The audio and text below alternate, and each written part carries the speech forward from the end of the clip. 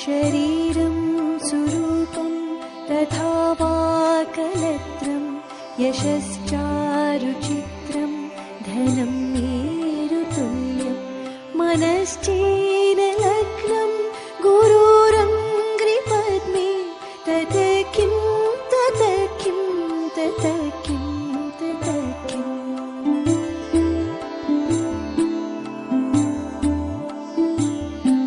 कलत्रं धनं पुत्रपौत्रादि सर्वं गृहं बान्धवा सर्वमेतद्धिजातं मनश्चेन लग्नं गुरुरङ्घ्रिपद्मे तत किं तत किं तत किं तत किम्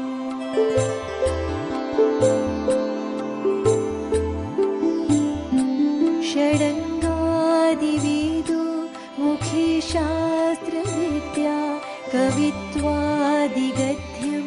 सुपद्यं करोति मनश्चेन लग्नं गुरुरङ्घ्रिपद्मे तत किं तत किं तत किं तत किम्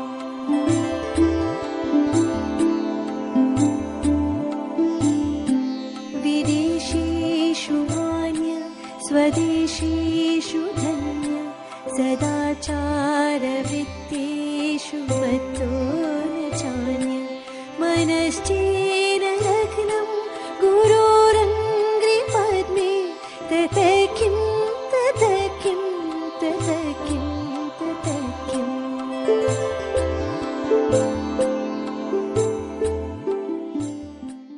ओम शांति। तपस्या का, तितिक्षा का, व्रत का, साधना का, उपासना का आज 8वां दिन। ब्रह्मचर्य साधना के 7 दिन पूरे हुए। आज अष्टमी। अव्यक्त मुरली 3 फरवरी 2006। बाप दादा की दिल पसंद स्थिति जानते हो ना? बाप दादा की दिल पसंद स्थिति है ही कौन सी? बाप दादा की दिल पसंद स्थिति है ही बाप समान, सच्चाई, सफाई। ये भट्टी किसकी चल रही है? तो बाप दादा की दिल पसंद स्थिति है ही संपूर्ण पवित्रता।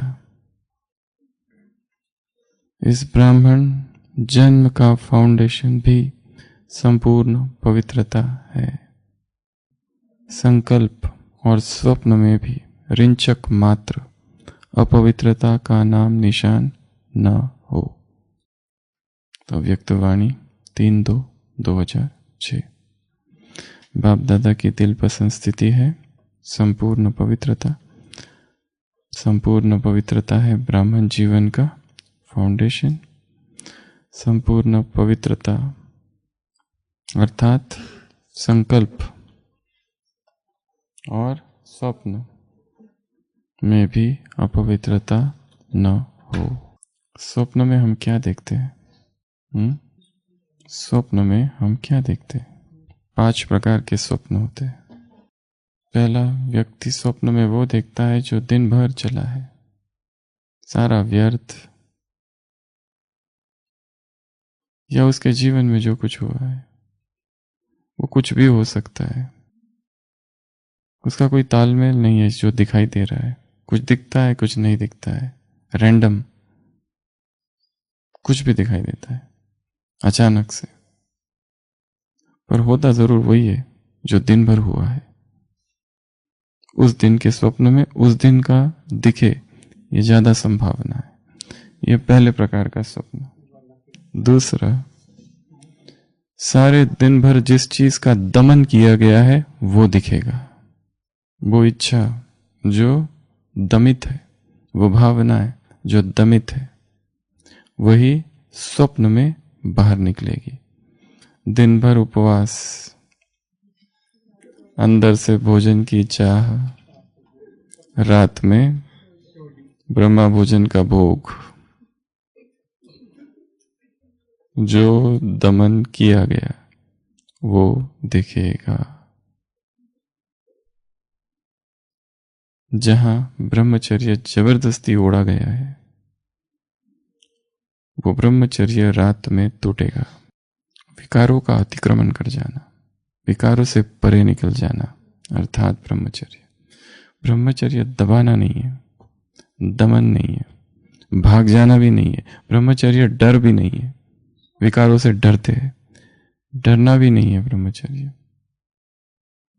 ब्रह्मचर्य डर की स्थिति नहीं है, ना ही दमन की, ना ही एस्केपिज्म है, भाग जाना। ब्रह्मचर्य तो निर्भय अवस्था है, जहां विकार संसार सब व्यर्थ हो गया है। कल कहा ना, रूहानी आकर्षण होगा तो माया क्या है? तुच्छ है, असार है। वहां सारे इंद्रिय सुख असार अनुभव होने लगे, बहुत छोटे अनुभव होने लगे, तुच्छ अनुभव होने लगे, गौण अनुभव होने लगे। उनमें जैसे कोई आकर्षण ही नहीं, फीके पड़ गए। हमको क्या खींचेंगे, कोई दम ही नहीं रहा उनमें। दूसरे प्रकार के स्वप्न जो दमन किए हुए। तीसरे प्रकार के स्वप्न पूर्व जन्म से आ रहे, पास्ट लाइफ। इस जन्म में उसका कोई संबंध ही नहीं है। ये कहां से दिख पड़ा? कहीं और से आ रहा है, इसके पहले के जन्म से। और ये सबको नहीं होता है, कुछ कुछ को, क्योंकि पूर्व जन्म की सारी स्मृतियां आत्मा जैसे ही शरीर बदलती है नष्ट हो जाती है। पर इसका मतलब ये नहीं है कि वो स्मृतियां वहां नहीं है, सारी स्मृतियां है। ऐसा कुछ भी नहीं है आत्मा में जो भूल गया है। केवल खेल किसका है? मर्ज और इमर्ज का। यदि किसी को कहा जाए 8 मार्च 2010 में क्या कर रहे थे बताओ? महिला दिवस तो था, तुम क्या कर रहे थे? ये अगर प्रश्न पूछा जाए कोई तो अभी याद नहीं है। परंतु क्या इसका अर्थ ये है कि आत्मा में वो स्मृति नहीं है? नहीं, आत्मा में ऐसा कुछ भी नहीं है, सारा रिकॉर्ड है। सबसे वंडरफुल चीज क्या है? मुरलियों में प्रश्न आता है, आत्मा। क्यों? क्योंकि 84 का रिकॉर्ड उसमें है। एक बार जो रिकॉर्ड हो गया आत्मा में, वो कभी भी डिलीट नहीं होता है। केवल ये कमरा है, ये अंधकारमय कमरा है, टॉर्च लेकर फोकस करना पड़ेगा तो दिखेगा।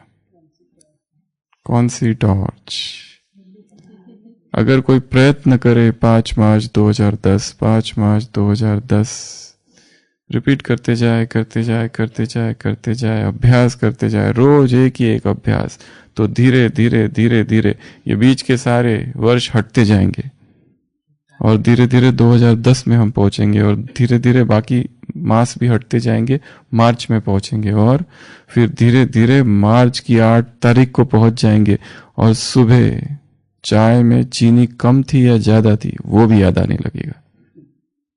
इतनी स्मृतियां यहां पर है, सब कुछ, ऐसा कुछ भी नहीं है, पर मन बिखरा है, स्कैटर्ड है, इसलिए याद नहीं आता है।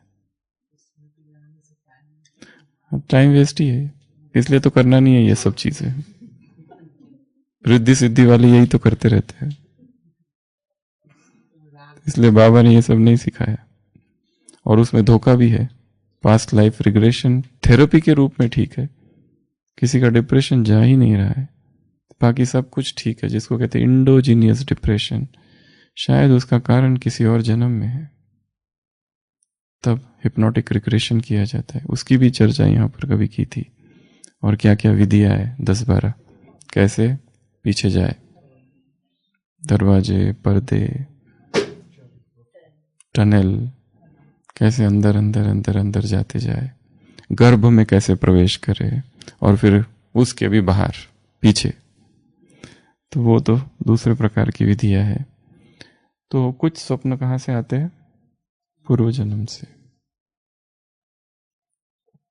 चौथा, जो कुछ कुछ लोगों के साथ हो सकता है, जो होने वाला है उसके स्वप्न, फ्यूचर, आज दिन में क्या होने वाला है, सुबह पहले ही दिख जाता है किसी किसी को, ये सबको नहीं होते, किसी किसी को।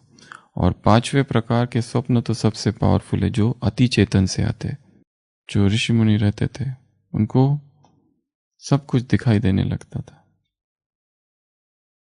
भविष्यवाणी जैसे, सुपर कॉन्शियस से आने वाले स्वप्न। बाबा कह रहे पवित्रता अर्थात संकल्प और स्वप्न में भी अपवित्रता नहीं। लास्ट के 2 छोड़ देते हैं, पहले 3। सारे दिन भर जो कुछ किया वही दिखेगा रात में। सारे दिन भर, चलो पहले 2 ही महत्वपूर्ण है। सारे दिन भर जिसको दबा के रखा वही दिखेगा रात में। इसलिए दिन भर क्या कर रहे हैं वो बहुत महत्वपूर्ण है। तो ब्रह्मचर्य की इस साधना में आज हम कुछ बातें देखेंगे। सबसे पहला काम बिजी रहना है। कल भी सुनाया था, विकारों की जड़ क्या है? फुर्सत। हमें विकारों का प्राकृतिक कोई आकर्षण ही नहीं है, पर क्या करें, जबरदस्ती मन खाली हो गया है, कोई काम नहीं है करने के लिए, और हाथ में खिलौना है, कुछ तो करेंगे, तो उसमें बिजी हो जाते हैं। बिजी किस में रहना है? GOIDS, ज्ञान, योग, धारणा, सेवा। इसके अतिरिक्त तो कोई काम ही नहीं है। या तो ज्ञान का चिंतन करते रहो, मुरली पढ़ते रहो, अध्ययन करते रहो, योग करते रहो। योग, वास्तव में योग ही एकमात्र साधन है जिससे संपूर्ण पवित्रता को पाया जा सकता है। बाकी सारे जो है वो सीढ़ियां है, वो सहयोगी है उसके। जो मुख्य अवस्था पवित्रता की आएगी वो तो योग से ही आएगी। लंबा लंबा समय बैठकर योग करने का अभ्यास, अलग अलग विधि से, अलग अलग मेथड से, उसमें रोज नवीनता लानी है। कभी तो केवल ये समझ के बैठ जाना है कि वो मेरा मूल स्वभाव है, पवित्रता। मुझे यहाँ केवल पवित्रता को देखना है। मैं पवित्र हूं, आत्मा भी छोड़ दो, आत्मा भी छोड़ दो, वो भी एक मशीन जैसा हो गया है, रिपीट करती रहती है, मैं आत्मा हूं, मैं आत्मा हूं, मैं आत्मा हूं, मैं आत्मा हूं। जैसे वो ग्रामाफोन होता था ना पहले जमाने में, उसकी सुई अगर अटक जाती है कहीं तो वही वही वही वही रिपीट करते रहता है जब तक उसको ऊपर ना खींच लो, वही गीत रिपीट रिपीट रिपीट। हमारा योग भी वैसा ना हो जाए, मैं आत्मा हूं, मैं आत्मा हूं, मैं आत्मा हूं, मैं महान आत्मा हूं, मैं श्रेष्ठ आत्मा हूं, मैं पवित्र आत्मा हूं। सोमान, सोमान तो बहुत अच्छी बात है, पर सोमान कोई तोते जैसा बोलने की चीज नहीं है। सोमान अनुभव है, नहीं तो हम भी ब्रोकन ग्रामाफोन रिकॉर्ड बन जाएंगे और रिपीट करते रहता है। उससे हाँ व्यर्थ तो नहीं चलेगा, परंतु ताकत नहीं आएगी, उन्नति नहीं होगी, वही रहेगी आत्मा। धारणा, अपनी धारणाओं पर काम करते रहना है। और सेवा, सेवा श्वास है, रक्त है तुम्हारा, धमनियों में रक्त जैसा बहता है, तुम्हारी धमनियों में सेवा बहे। निरंतर कुछ ना कुछ सेवा होती रहे। और सेवा अर्थात किसी की कॉलर पकड़कर उसको ज्ञान सुनाना नहीं है। हमारा अस्तित्व ही सेवा हो जाए, हम खड़े हैं बस, वो ही सेवा हो जाए, हमारा प्रेजेंस ही सेवा हो जाए। चोर आता है, चोरी करके चला जाता है, पुलिस के पास क्या होता है? स्निफर डॉग, कुत्ता होता है, वो क्या करता है? सूंघता है और चोर को पकड़ लेता है। एक चोर निकृष्ट कर्म करता है, वो भी अपने वाइब्रेशंस छोड़ के जाता है। तो हम कौन है? कल की मुरली, ऊंचते ऊंच कल की मुरली, महान आत्मा, परमात्मा, भाग्यवान आत्मा, रूहानी परवाने, रूहानी आकर्षण वाले। हम कौन है? पवित्र देव। तो हमारे वाइब्रेशंस कैसे? वो वाइब्रेशंस ही तो काम करते हैं। लोग आते हैं, ढेर सारे भाषण सुनते हैं, याद रहता है क्या किसी को कोई भाषण? बहुत कम। याद क्या रहता है? जाते समय मदद किसने की थी, गाड़ी किसने करके दी थी, भोजन किसने लाके दिया था। आने के बाद पता चला वो चीज तो है ही नहीं हमारे पास, तेल ही भूल गए, कंघी भूल गए, वो किसी ने लाके दिया था, बस वही याद है। वो टॉवेल ही भूल गए, वो किसने लाके दिया था वो याद है। बाकी लेक्चर्स में क्या सुना वो तो पता नहीं, अच्छी अच्छी बातें तो थी पर याद कुछ नहीं है। कोई ज्यादा ही सुना दिया तो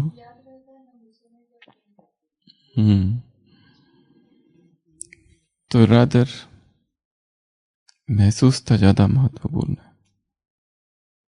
जो हमारे ब्रेन को टच करता है वो भूल जाता है, और जो हमारे हृदय को टच करता है वो नहीं भूलता। हार्ट, ये जो है ना, हम भले कहें श्रीमत, लॉजिक, ज्ञान, तर्क, पर हम लोग सब इमोशनल बीइंग्स है, भावना प्रधान है हम सब। क्या करना है आज सारे दिन भर? बिजी रहना है। किस में बिजी रहेंगे? कोई कहता है हमारा काम ही कंप्यूटर का है, सुबह से लेकर रात तक हम तो बिजी रहते। ये बिजी नहीं। कोई ना कोई ड्रिल करते रहना, कुछ ना कुछ करते रहना जो ज्ञान योग से संबंधित है, ऐसा करते रहना, उसमें बिजी। दूसरा, इस पर कभी ब्रह्मचर्य पर कोई क्लास कराई थी जिसमें ढेर सारी बातें थी, 16 बातें थी लगभग। पढ़ते जाना, पढ़ते जाना, पढ़ते जाना, रीडिंग। वैसे बिजी रहने में वो आ गया, पर एक BR, आर अर्थात पढ़ना, नई चीज पढ़ना, कुछ कोई नई मुरली पढ़ना। और मुरलियाँ एक एक 8-8 पेज की है एक मुरली। पढ़ना तो चालू करते हैं पर आगे का सब देख के वही छूट जाता है। इसलिए एक दूसरी मेथड है, स्पार्क में बहुत सारी छोटी छोटी किताबें हैं, एक एक टॉपिक पर किताब है, तो वो बुक्स लेके जाना है, छोटी छोटी बुक्स। कुमार जीवन, कुमारी जीवन, teacher, Dharmraj, full stop, question answer, आलस अलबेलापन, मनसा सेवा, कितनी सारी छोटी छोटी। और वो बाबा के महावाक्य है डेट सहित। तो अपनी एक इंडिपेंडेंट सीरीज चालू करनी है। यहां जो सीरीज चालू है वो चलने दो, अपनी एक सीरीज चालू करनी है और उसकी 2-3 कॉपी ले लो एक ही। जैसे कुमार जीवन लिया या कुमारी जीवन लिया, एक कॉपी घर पे, एक कॉपी ऑफिस में, एक साथ में। साथ में तो है, वो PDF तो रहती है मोबाइल में, परंतु एक तो जस्ट तकिए के नीचे ही रख देना, उठते ही एक पैराग्राफ पढ़ लेना, उठते ही, इससे पहले कि और कुछ करे। फिर मुरली के बाद पढ़ लेना, ऑफिस में जाते हैं, कुछ काम करते हैं, जहां अलग अलग जगह पर उसको रख देना, और जब भी खाली समय हो उठाना और पढ़ना। ये एक अपनी इंडिपेंडेंट व्यक्तिगत भट्टी है, ज्ञान यज्ञ है। तो निरंतर अव्यक्त महावाक्य हमारे अंदर जाते रहे। नहीं तो मन का स्वभाव क्या है? नीचे नीचे नीचे नीचे नीचे नीचे नीचे नीचे, पुरानी चाल, इसने क्या किया, उसने क्या किया, इधर क्या हो रहा है, उधर क्या हो रहा है। जब भी बाह्यमुखी स्वभाव हो जाए समझ लेना भगवान से दूर चले गए। जब भी बाह्यमुखी हो जाए, इसको फोन करो, उसको फोन करो, इसको कॉल करो, इससे बात करो, उससे बात करो, ऐसी इच्छाएं उत्पन्न हो रही है, अर्थात क्या हो गया है? बाबा से दूरी हो गई है। या तो अध्ययन कम हो गया है। इसलिए अध्ययन तो होना ही चाहिए। हम स्टूडेंट हैं, स्टूडेंट लाइफ में बिना अध्ययन के कुछ नहीं होता है। तीसरा काम, उस दिन भी कहा था, अमृत वेले का समय क्या करना है? फिक्स करना है, अमृत वेले पर काम करना है। और जिन्होंने अमृत वेले की बुक नहीं पढ़ी है या जिन्होंने पढ़ी भी है, फिर से पढ़ो। क्योंकि उसके जैसी कोई बुक पावरफुल है नहीं। एक अगर किताब कही जाए कि जो रोज पढ़नी चाहिए तो वो अमृतवेला वाली किताब है, क्योंकि रोज अमृतवेला रोज का ही है। हर दिन करना है, हर दिन नवीनता हो। तो जिन्होंने पढ़ी वो रिपीट करे, जिन्होंने नहीं पढ़ी है यहां से लेके जाएंगे वो किताब। और हर दिन अमृतवेले को नित्य नया बनाने का पुरुषार्थ करना। जो आज था वो कल नहीं, नया नया नया नया नया नया नया। हर दिन नई नई ड्रिल्स, नया नया कुछ जोड़ना है उसके साथ।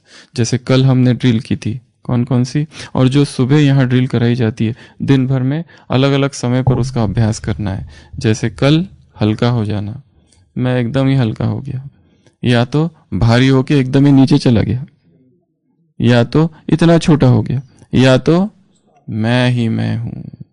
कितना अच्छा अभ्यास है वो भी, ये सब मैं हूं, सब में मैं हूं। या तो शक्तियों को भूल जाओ, वो चित्रों को याद रखो।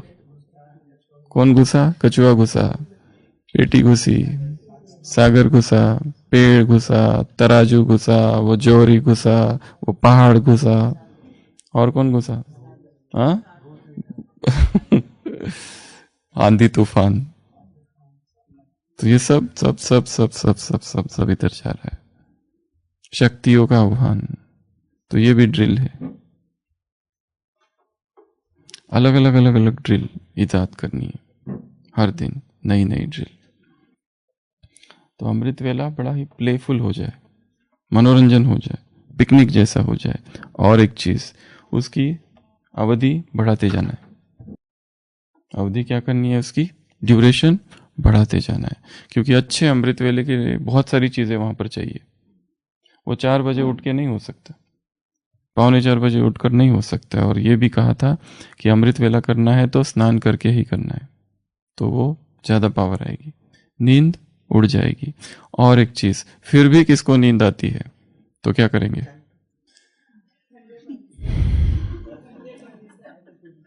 और अभी तो मौसम भी गर्म हो रहा है, ये मौसम सबसे अच्छा है पुरुषार्थ के लिए, सबसे बेस्ट मौसम है ये वाला मौसम। ना अति शीत ना अति ठंड, सब बीच का है। और एक चीज, अगर फिर भी नींद आती है तो क्या करेंगे?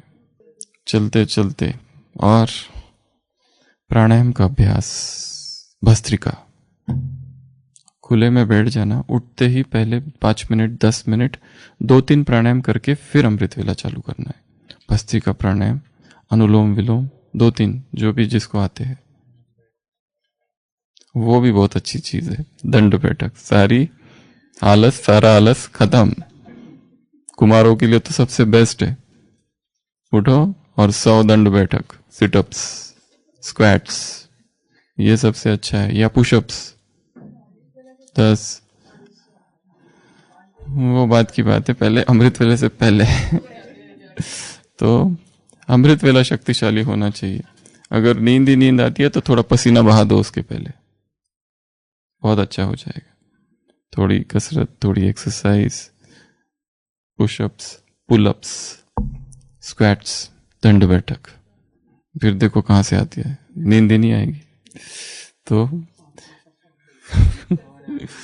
और शीर्षासन, तो कुछ भी करो पर नींद नहीं करनी है अमृतवेला, बस कुछ भी करो। चलते फिरते करना है तो चलते फिरते करो, चलेगा।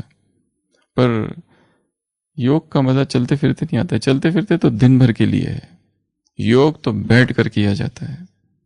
ये जो बैठने वाली जो मुद्रा है सुखासन, इसमें ही अशरीरीपन का अच्छा अभ्यास होता है, अनुभव होता है। सोफा पर बैठकर नहीं किया जाता है योग, सोफा पर बैठकर नहीं किया जाता है। स्थिर योगी अचल होता है, शिखर की तरह। उसके बाद में अगला H, हैबिट्स। कुछ ऐसी आदतें निर्माण करनी है कि जो ब्रह्मचर्य में सहयोगी हो। जैसे ब्रह्मचर्य संबंधित चीजें पढ़ते रहना,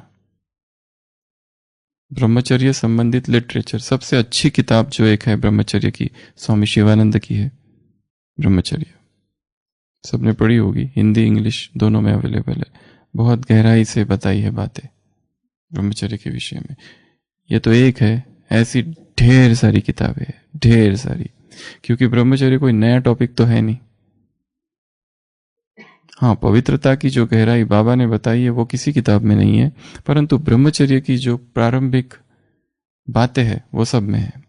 हमारी साधना जिसकी है उस चीज के बारे में हमें सब पता चाहिए। हर साहित्य ने क्या क्या कहा, क्रिश्चियनिटी ने क्या कहा है ब्रह्मचर्य के बारे में, इस्लाम क्या कहता है ब्रह्मचर्य के बारे में, हिंदुइज्म क्या कहता है ब्रह्मचर्य के बारे में। जैन धर्म में ब्रह्मचर्य का कोई महत्व है क्या है? अनुव्रत है ब्रह्मचर्य। तो बौद्ध धर्म में ब्रह्मचर्य, जो भिक्षु है उनकी एक इतनी मोटी किताब है भिक्षुओं के नियम, 270 कुछ आसपास नियम है भिक्षुओं के, और उतने ही उससे भी ज्यादा नियम भिक्षुनियों के। ये हुआ तो क्या करना, किस तरह से पश्चाताप करना, ये तो सारे नियम ही नियम है, इतने सारे नियम है।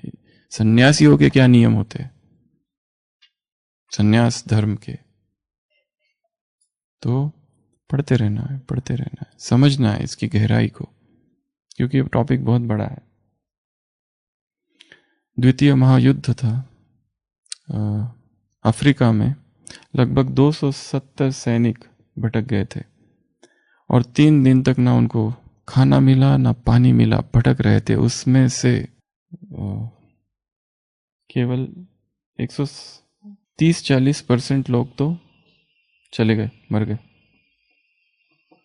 और जो बचे थे उनमें से 80% जो थे वो हिंदू थे, और वो हिंदू थे जिनकी परंपरा में चरित्र पर बहुत फोकस दिया गया था।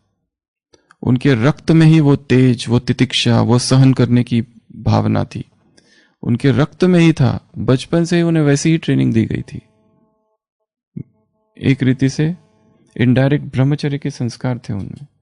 कहा जाता है यदि एक व्यक्ति ब्रह्मचारी रहा और बहुत शक्तिशाली ब्रह्मचर्य उसका, 7 पीढ़ियों तक वो तेज, वो ओज, वो शक्ति चलती रहती है। तो ये जो थे तितिक्षा, अर्थात तितिक्षा किसको कहते हैं? तितिक्षा बहुत ज्यादा सहन करना परंतु कुछ नहीं होना, कठिन से कठिन चीजों को सहन करना, एंड्योरेंस, टॉलरेंस, फोर्टिट्यूड इंग्लिश में कहते हैं। सब कुछ सहन करना, अत्यंत कष्टदायी स्थितियों को सहन करना, फिर भी बहुत तितिक्षा, इसको कहते हैं तितिक्षा। ये सब इसमें था, इसलिए वो इतने शक्तिशाली निकले सारे। किसी को कुछ नहीं हुआ, बस उतने ही वो जिंदा रहे, बाकी सब मर गए, क्योंकि उनके अंदर वो पावर थी प्यूरिटी की, इनडायरेक्ट। और उसी तरह इसके पहले भी कभी सुनाया था, चैतन्य महाप्रभु के शिष्य थे नित्यानंद गोस्वामी, उसका बेटा था वीरभद्र, उसके 1200 ब्रह्मचारी शिष्य थे, 1200, और वो 1200 के 1200 ब्रह्मचारी इतने शक्तिशाली थे, इतने पावरफुल थे, सारे युवक थे, इतने उनमें इतनी पावर थी कि वो जो बोलने लगे वो सब कुछ सत्य होने लगा। गुरु को चिंता होने लगी, ये मेरे से आगे चले जाएंगे, क्या करूं अब। उनको, वीरभद्र को इतनी चिंता हो गई कि ये सारे शिष्य तो अब मेरे से आगे निकल रहे। तो उसने एक प्लानिंग की और कहा कि तुम सब कल सुबह स्नान करने के बाद मुझे आके मिलो, महत्वपूर्ण बात बतानी है, करनी है तुमको, कुछ आदेश मैं दूंगा गुरु दक्षिणा के, वो तुमको देनी पड़ेगी मुझे। तो ये 1200 जो थे उसमें से जो 100 लोग थे उनको भाप लिया उन्होंने, कुछ तो गड़बड़ होने वाली है, ताड़ ली परिस्थिति को, और वो स्नान किए और वहीं से वहीं भाग गए 100 के 100। और ये जो बचे हुए पहुंचे तो वीरभद्र पूछता है सब आ गए? ये लोग कहते नहीं, वो 100 लोग तो भाग गए। कहते चलो ठीक है, उनको जाने दो, आप लोग तो आए हो। तो इनको कहते थे नेड़ा, तो ऐसी उनके पास और नेड़ी, वो 1200 ब्रह्मचारिणी थी, तो वो ब्रह्मचारिणी थी, उनकी इनके साथ शादी करा दी और कहा यही मेरी गुरु दक्षिणा है, मानोगे ना? उसने कहा जैसे आप कहो, सत्वचन। और ये सारे ब्रह्मचारी शादी कर लिए और उसके बाद में गृहस्थी बन गए और सारी आध्यात्मिक शक्तियां खत्म, समाप्त। बच कौन गए? वो 100 जो भाग गए थे, शायद यहीं आके बैठे होंगे। तो वो सारी आदतें जो ब्रह्मचर्य को पुष्ट करे, निर्माण करनी, मौन की, एकांत की, संयम की, इंद्रिय निग्रह की। जहां जहां इंद्रिय भागती है, क्यों भागती है, किस लिए भागती है, क्या है उसमें ऐसा आकर्षण, एनालाइज करना है, उसका दमन नहीं करना है। ये क्यों आया, ऐसा नहीं आना चाहिए, हाँ और ना, इस तरह के डोंट्स और डूस अगर उसको जबरदस्ती दिए गए ना, दमन होता है उससे।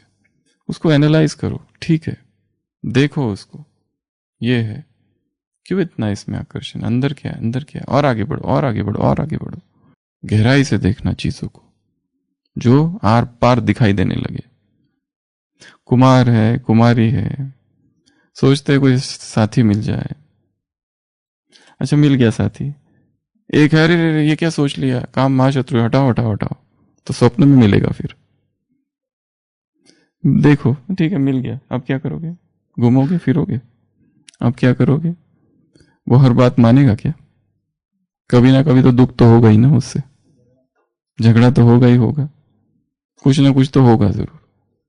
क्योंकि दो व्यक्तियों के मन विचार एक तरीके नहीं हो सकते, विचारों में अंतर होगा, अपेक्षाएं निर्माण होगी, नई नई एक्सपेक्टेशंस, और फिर टकराव होगा, युद्ध। मनोवैज्ञानिक कहते हैं हर पुरुष अपने जीवन काल में कम से कम 4 बार तो ये सोचता ही है। क्या मनोवैज्ञानिक कहते हैं? हर विवाहित पुरुष 4 बार तो ये सोचता है कि अपनी पत्नी का गला दबा दूं, पर बताता नहीं है।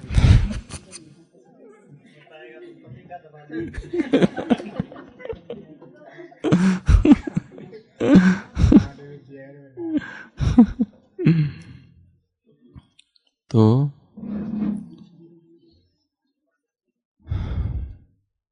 वो हर चीज जो ब्रह्मचर्य में बाधा है उसको हटाना।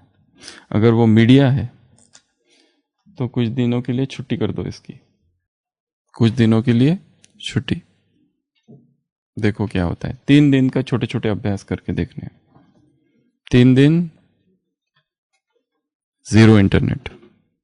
हमें याद है जो एक कुमार भट्टी करने गए थे हम पूना में, पूना के पास था, पर वहां जाके पता चला भट्टी वहां नहीं है, अंदर है किसी गांव में। फिर वहां जाके पता चला वहां पे भी नहीं है, उसके भी और अंदर है।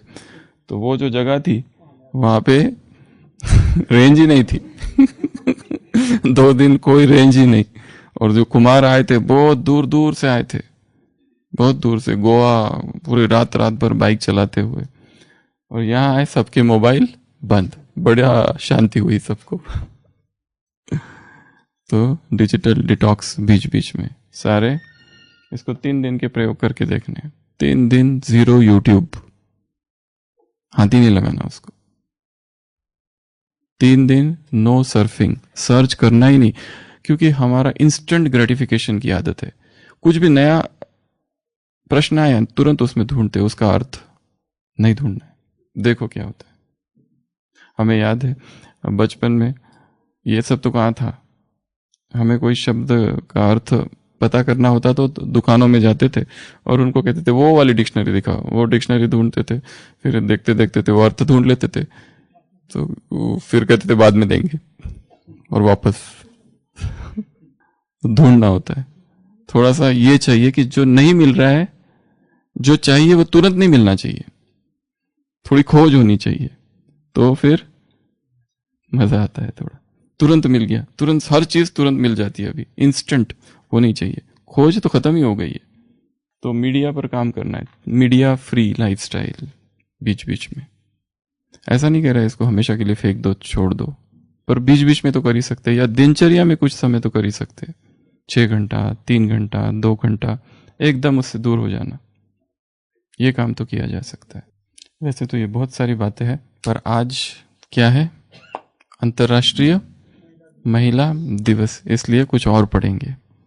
वैसे इसकी चर्चा तो हम कर ही रहे हैं, और जो पढ़ेंगे वो किससे संबंधित है? भोजन से संबंधित।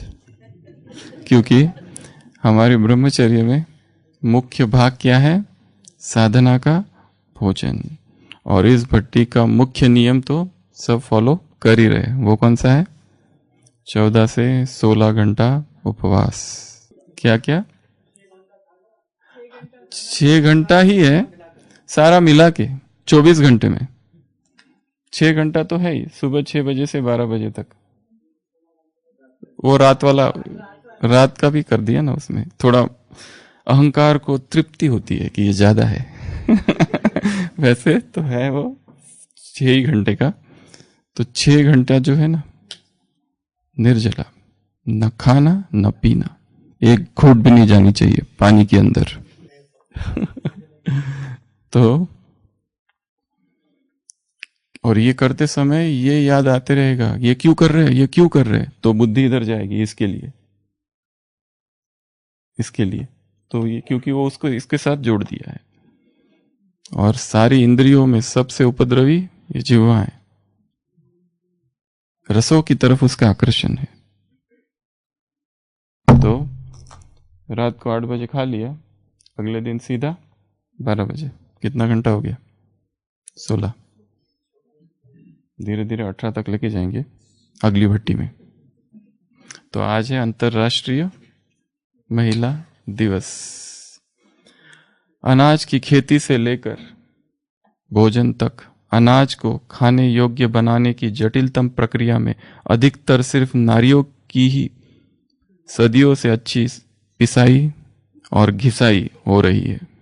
बीजों की बुआई, धान की कटाई, सफाई, पिसाई और पकाने की क्रियाओं में नारियां भयंकर रूप से उलझ गई है। सुबह से लेकर शाम तक अनाज ने नारी को जकड़ रखा है। कभी अनाज साफ करने में लगी है, कभी पिसाई में, कभी अनाज को सुरक्षित रखने में लगी हुई है, कभी पकाने में। आशीष भाई, क्या कर दिया अनाज ने? बिजी कर दिया नारियों को। सतयुग में भी ऐसा ही था क्या? नारायण उधर से ड्यूटी से आए और वो लक्ष्मी उधर किचन में, अभी थोड़ा रुको, दाल बन रही है। तो अनाज का ये भी एक पहलू है। अनाज इनडायरेक्टली रूप से मनुष्यता को रोगी बनाने में सहयोगी रहा है। इसलिए अपने आहार में अनाज की मात्रा कम कम करते जानिए। जो 4 बार अनाज खाते हैं वो 3 बार, जो 3 बार खाते हैं वो 2 बार, जो 2 बार खाते हैं वो 1 बार, कम कम करते जाना है। 3 बार ही अनाज खाना, अर्थात नींद का भयंकर प्रकोप, सुस्ती, आलस। सुबह भी खाया अनाज, अनाज में भी क्या खाया? रोटी सूखी नहीं, थेपला। उसमें क्या लगा है? तेल। कितना? और फैट डिलेज एब्जॉर्प्शन। फैट जो है ना, जैसे ऑयल के साथ जो भी जाएगा वो उसको पाचन में भारी है, टाइम लगाता है।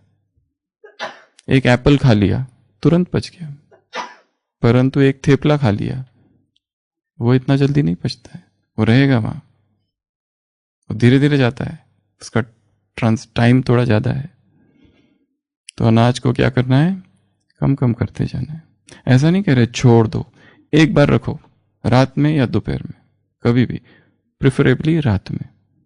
तो सारे दिनचर्या में ढेर सारी चीजें हमारे पास, फल है, जूसेस है, रस है, सब्जियां है, सलाद है, ड्राई फ्रूट्स है, खजूर है, मेवे है, कितनी अच्छी अच्छी चीजें हैं। खीरा, टमाटर, क्या कुछ नहीं है, सब कुछ है। प्रकृति ने सब कुछ दिया है हमको।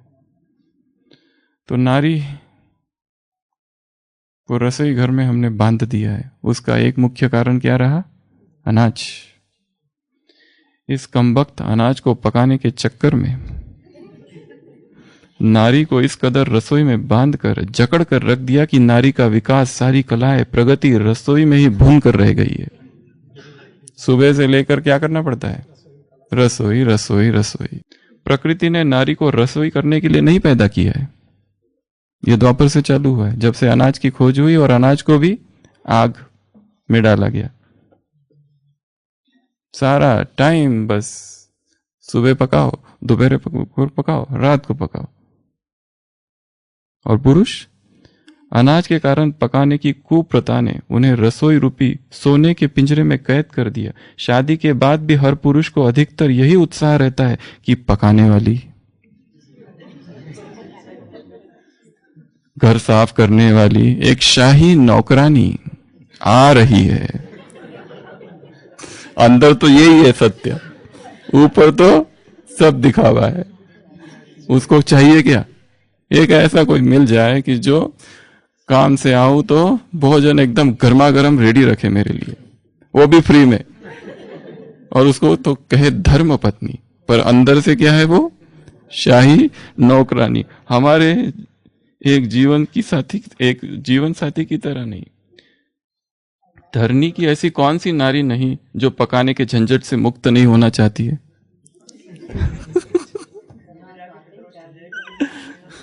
वो अलग चीज है सेवा। हम ये एक दूसरे परिवेश में बात कर रहे हैं। इन जनरल ये जो किताबें लिखी है किसी इस संस्था के व्यक्ति ने नहीं लिखी है, बहुत अध्ययन करके लिखी गई है। वह पकाती है परंतु विवश होकर, कोई चारा भी तो नहीं है। कोई नारी अंतरात्मा से पकाने को राजी नहीं है। हमने अनाज को अपनाने की बेवकूफ़ी मोल लेकर पकाने की झंझट खड़ी कर दी है। क्योंकि अनाज में क्या क्या चाहिए, क्या क्या बताया उस दिन? आग तो चाहिए। अनाज रखो, खाओ अनाज को, खा सकते हैं? नहीं। तो क्या क्या चाहिए? फिर आग चाहिए। अब चाहे पका दिया, फिर क्या चाहिए? पानी चाहिए। अच्छा, पानी भी डाल दिया, फिर क्या चाहिए? तेल। मज़ा तो आना चाहिए। अब तेल भी डाल दिया, अब क्या चाहिए? मसाला। अब मसाला भी डाल दिया, अब क्या चाहिए? नमक तो चाहिए ना, बिना नमक के मज़ा थोड़ी आता है। और कुछ दूसरे पदार्थ है जिसमें शुगर तो चाहिए ना, उसके सिवा मज़ा तो नहीं आता। मिर्ची, घी, कितनी चीज़ें आ गई। अब ये सारी चीज़ें जो है ये तो नुकसानकारक है बहुत सारी, हमको पता है। कोई अगर एक कटोरी में मसाला दे दे, खाओ, खा सकते हो? नहीं। तेल दे दे, पियो, पी सकते हो ना? नमक दे दे, खाओ नमक एक कटोरी, नहीं खा सकते। ये सारी चीज़ों ने हमारे शरीर में ये अनाज महाशय के साथ प्रवेश किया है। न खाने योग्य अनाज को हमने किसी तरह आग से तोड़ फोड़ कर, खूब ऊंचे तापमान में पिघलाकर, परिवर्तन कर कर मुंह में उड़ेलने लायक बना दिया है। अनाज के इस पकाने की झंझट ने केवल इतना ही नहीं, चूल्हे में आग के लिए तेल, गैस, लकड़ियाँ, पकाने के बर्तन, अनाज, सुरक्षा भंडार, बर्तनों की सफाई, धुलाई जैसे झंझटों की भाड़ को साथ में जोड़ दिया है। कितनी सारी चीजें आ गई उसमें। नहीं, ये समझ की बात है, अंडरस्टैंडिंग की बात है। इसमें स्थूल से कुछ भी करेंगे वो थोड़ी देर के लिए चलेगा। ये तो आंतरिक चेतना की बात है, और ये जो बातें हैं ये किसी दूसरों को बताने के लिए नहीं है, खुद परिवर्तन करने के लिए है। हम देखते हैं ओपीडी में वो सारी स्त्रियां आती है जिनको सीओपीडी होता है। सीओपीडी वो बीमारी है वो जो केवल जो स्मोकिंग करते हैं उनको होती है, दमा की, एक अलग प्रकार का सीरियस। पर स्त्रियों ने तो कभी स्मोकिंग की ही नहीं, फिर उन्हें कहां से हो गया? वो धुआं। चूल्हे में जो भोजन बनाती थी 10 साल पहले, कितना साल बनाया? 20 साल बनाया, पूरा फेफड़ा खराब हो गया है। हमने इन झंझटों को स्वीकार कर लिया नारियों के कारण। पुरुष तो भाग गया और बचा लिया अपने आप को इस पकाने की झंझट से। कौन सा पुरुष पकाने की इन झंझटों में उलझने को तैयार है? उसका बस चले तो रसोई की सूरत तक ना देखे। परिवार में औरत की मृत्यु होने के बाद अगर दूसरी महिला न हो तो रसोई की क्या दुर्गति होती है, ये सब हम जानते हैं। पुरुष होटल में खा लेता है परंतु पकाने की कभी कोशिश नहीं करता, मगर अगर मजबूरी से पका भी ले तो ईश्वर को कोसता रहेगा, हे भगवान ये कैसा नारकीय कष्टपूर्ण जीवन है। नारियों की आत्मा से भी यही चीख उठती है। अनाज और न खाने योग्य खाद्य अपनाकर हमने इस नारकीय जीवन को न्योता दिया। ईश्वर ने तो सभी प्राणियों के लिए भरपूर सूर्य पकाए आहार की व्यवस्था की है। फल मेवे मानव के लिए रचे गए। हमारा मुख्य आहार क्या है? फल। और जो लोग जितना पका हुआ खाते हैं उनको फलों में बिल्कुल रुचि नहीं होती, अच्छे ही नहीं लगते। अगर उनको कोई दे तो रूम में पड़े पड़े सड़ जाते हैं, फिर फेंक देते हैं। एप्पल कोई दे दे तो पसंद ही नहीं है एप्पल खाना, उनको अच्छे नहीं लगते। चकली अच्छी लगती है चटपटा अच्छा लगता है, भुना हुआ तला हुआ अच्छा लगता है। उस सब में क्या है, नमक की मात्रा कितनी ज्यादा है, वो सब पका हुआ है। और जो जितना डीप फ्राई किया जाता है वो उतना नुकसानकारक है। सेव कितना डीप फ्राई होता है वो, और उतना टेस्टी होता है वो, पर शरीर के लिए उतना ही नुकसानकारक है वो। हमारा शरीर जो है ये जीवंत है, उसको जीवंत आहार खिलाओ। जीवंत आहार से ही ब्रह्मचर्य सहज होगा, सब कुछ।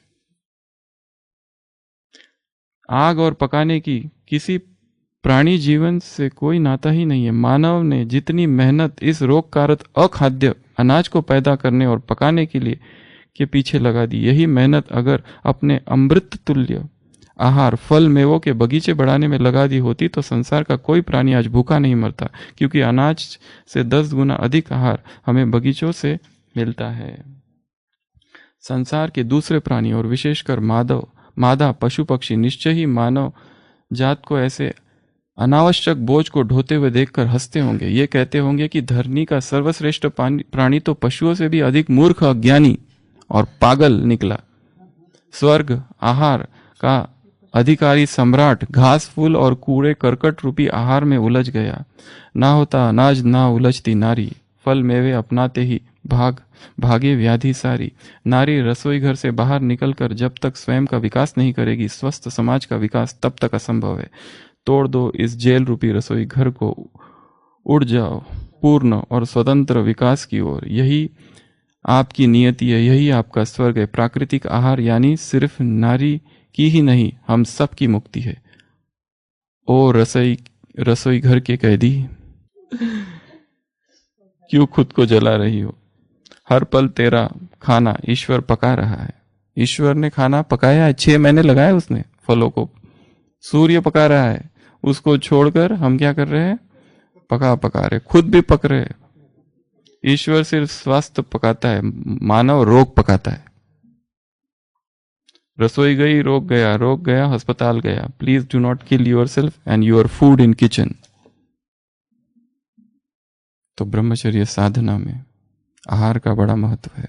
आहार जितना प्राकृतिक होगा, जितना सहज होगा, उतना पचाने के लिए सहज होगा, वो हल्का हो। नींद अपने आप कम हो जाएगी जो जड़ता है शरीर में। और एक चीज, दूसरी चीज, हम एक तरफ तो इतना पकाया हुआ खाते हैं और उस दूसरी तरफ फिर आसन ये सब की आवश्यकता पड़ती है। जो शरीर प्राकृतिक आहार पर है वो स्वतः ही लोच वाला बन जाता है, फ्लेक्सिबल, एनर्जेटिक हो जाता है शरीर। क्योंकि जो चल रहा है अब किसी आहार से नहीं चल रहा है, प्राण ऊर्जा से चल रहा है, प्राण से चलता है शरीर, प्राण शक्ति से चल रहा है। इसलिए ऐसा प्राकृतिक आहार जिस शरीर में डाला गया है वहां इंद्रियों में उत्तेजनाएं कम होती है, ना के बराबर उत्तेजनाएं होती है। और आत्म अभिमानी स्थिति सहज, क्रिएटिविटी बहुत ज्यादा, मन में असंख्य नए नए विचार, श्रेष्ठ विचार, संकल्प अपने आप आने लगते। और ऊर्जा कितनी बच रही है? एक तो खाना, फिर पचाना और फेंकना, इन तीनों चीजों में तो बिजी है आदि मानवता, आदि से ज्यादा बस यही कर रहे। सुबह क्या खाना है, फिर नाश्ता बना है, अभी दोपहर में क्या बनाना है, फिर शाम को क्या बनाना है। अरे बना क्यों रहे हो? बनाना ही नहीं है कुछ, बनाया है। इसीलिए एक बार अनाज को रखो, एक बार पका हुआ रखो, बाकी दोनों समय क्या कर देना है? उसको कच्चा कर दो, जूस कर दो। भूख लगे तो खजूर है, भूख लगे तो नारियल पानी है, गन्ने का रस है, कितनी स्वादिष्ट चीजें हैं। और इनमें प्राकृतिक स्वाद है। हमारा स्वाद क्या है किसी को पता ही नहीं है, क्योंकि स्वाद किसने नष्ट कर दिया है? मसालों ने। स्वाद किसने नष्ट कर दिया है? नमक ने, मिर्ची ने। वो डालने के बाद उस चीज का स्वाद कहाँ रहता है? पत्ता गोभी की सब्जी है, उसका स्वाद तो उसमें है ही नहीं। स्वाद किसका है? मिर्ची का, नमक का, मसालों का स्वाद है, तेल का स्वाद है। उस प्राकृतिक स्वाद का हमें कोई अनुभव ही नहीं है। जब तक ये चीजें नहीं हटती उसका स्वाद क्या है और कितनी टेस्टी चीजें हैं। एक दिन भी हर दिन नया नया खाओ तो 1 साल तक नई नई चीजें खाई जा सकती है। और आप तो जहां रहते हैं वहां तो सब कुछ है, माउंट में फिर भी कम चीजें मिलती है। हर दिन एक फल खाओ तो 365 दिन 365 फल खा सकते हैं। इतनी वैरायटी है संसार में। पर हमारे पास, हम फल तो खाते हैं पर किस रीति से खाते हैं? अब भोजन हो गया, अच्छा चलो भाई थोड़ा फल खा लो। खाना चाहिए इसलिए डॉक्टर विक्टर कहते हैं ना, इसलिए। या तो सलाद हम किस लिए खाते हैं? थोड़ा सा खा लो सलाद, भोजन से पहले रखा हुआ रहता है, थोड़ा सा 1-2 डाले पीस, और फिर मेन वो उल्टा कर दो उसको, 70% सलाद, 10% पका हुआ।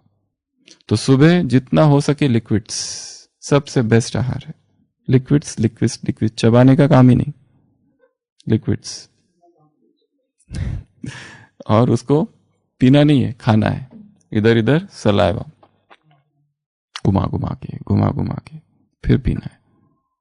ये पहला काम। दोपहर में जितना हो सके सलाद कच्चा, जितना हो सके। अगर नहीं खा सकते, बड़ी असहनीय पीड़ा का अनुभव होता है, ऐसा लगता है ये हमें क्या हम मिस कर रहे हैं, तो स्टीम कर दो उसको। क्या करना, कहाँ फंस गए, क्या करना है? स्टीम। स्टीम होता है ना, उसमें आग का डायरेक्ट स्पर्श नहीं होता है। नीचे पानी, ऊपर सारा कुछ डाल दो, उसमें सब कुछ डाल सकते हैं, आलू डालो, सब डालो, वो भी बहुत टेस्टी होता है, बहुत टेस्टी होता है। उसमें बहुत कम चीज़ों की आवश्यकता। या अगर उन जिनको ये भी नहीं तो बॉईल कर दो, कम से कम तेल तो नहीं जाएगा उसमें। तो ये सब चीज़ें जो है कम कम करते जाना। रात का भले एक बार खाओ, नहीं तो सीधा ऐसा लगेगा पता नहीं कहाँ, एकदम जीवस नीरस तन्हा सूखा सूखा लगेगा एकदम। और जो भी डाइट के प्रयोग है किसी और को नहीं बताना है, खुद ही करना है, बस चुपचाप करते रहना। ज्यादा चर्चा और ढिंडोरा पीटोगे तो वो खत्म हो जाएगा, बल नहीं मिलेगा। और ये हम साधना के रूप में कर रहे हैं, और शरीर स्वस्थ तो साइड इफेक्ट के रूप में आ जाएगा। शरीर की सारी बीमारी वैसे ही ठीक हो जाएगी। ये 16-16 घंटे का रोज उपवास ही शरीर में जीवनी शक्ति को जागृत करेगा, और वही उपचारक शक्ति बन जाएगी। जो बीमारी आज तक किसी दवाई से नहीं गई वो इससे चली जाएगी, क्योंकि लंघनम परम औषधम। उपवास से ऊपर और कोई इस शरीर में, इस संसार में कोई भी इलाज नहीं है। सबसे पावरफुल मेडिसिन है फास्टिंग। तो और ये ब्रह्मचर्य में बहुत काम करेगा। ब्रह्मचर्य सहज हो जाएगा। जो आदतें छूट नहीं रही है, विकारी आदतें, वो ब्रह्मचर्य की, वो फास्टिंग की अवस्था में सहज फलित हो जाएगी। अपने आप जो दृष्टि हमेशा शरीर की तरफ जाती, चेहरे की तरफ जाती है, अपने आप वो जाना बंद हो जाएगी, क्योंकि प्रकृति का हार जा रहा है अंदर। तो स्वास्थ्य आ जाएगा, क्रिएटिविटी आ जाएगी, वाइटैलिटी आ जाएगी, सुपर पावर आ जाएगी। समय कितना बच जाएगा। और बर्तन धोने की, इसमें कितना कितना बर्तन कुछ भी नहीं धोना पड़ता है। वो जो है ना, उसमें ना तो तेल का कुछ है लगा हुआ, फल वगैरह डाले, सलाद वगैरह प्लेट में है, धोने को कितना पानी, एक बार डाला, ऐसा ऐसा किया हो गया। हाँ, बीम बीम कुछ की जरूरत नहीं है। इतना सहज, धोने की भी झंझट कम, और बर्तन भी कम। उसमें कितने बर्तन चाहिए, इसमें से उसमें डालो, उसमें से उसमें डालो, अब ये कल के लिए रखो, इधर डालो, उधर डालो, बड़ी कढ़ाई से उसमें डालो, और उसमें वो कितने सारे चम्मच, आवाज, इसमें तो कोई आवाज ही नहीं। और टाइम कितना, अभी अभी गए, फटाफट फटाफट सलाद काटा, उसमें डाल दिया, रेडी, और खा लिया, और पेट भर गया। फायदे ही फायदे। परंतु ये दिल भी तो मानना चाहिए ना, इसको तो टेस्ट चाहिए। और जो लोग करते हैं और हम नहीं करना चाहते, और जो इसका विरोध करते हैं, वो इसलिए विरोध करते हैं ये एडिक्शन के कारण। अंदर तो उनको भी पता है ये करना ही चाहिए, पर क्या करें। ये जो है ना जबान, इसको आदत, चटोरेपन की आदत है। अच्छा चाहिए उसको, टेस्टी टेस्टी चाहिए। विरोध करते, हर एक व्यक्ति विरोध करता है इसका। क्यों करता है? अपने एडिक्शन के कारण। अपनी उसके अंदर कमी है, वैसे पता तो उसको भी है, सभी को पता है, क्योंकि यही हमारा आहार है। सतयुग में हमारा यही आहार था, सन कुक्ड, जो सूरज ने पकाया हुआ है। जितना प्रकृति की ओर जाएंगे, पवित्रता सहज होगी, स्वतः होगी, स्वाभाविक होगी, अखंड होगी, विधि पूर्वक होगी। और जितना प्रकृति से दूर, और मसाले और तेल, बैठो योग में, मैं परम पवित्र आत्मा हूं, होता है क्या? ऐसे नहीं होता है। पेट से आवाजें, गुड़ गुड़ गुड़ गुड़ गुड़ गुड़ गुड़ गुड़ गुड़ गुड़, अमृत वेले का सन्नाटा, और पेट से आवाजें। तो ये आज की साधना है भोजन की, और नारियों के बारे में जो बताया स्त्रियों के विषय में, उस पर एक पूरे अलग से क्लास कराएंगे कभी। ओम शांति।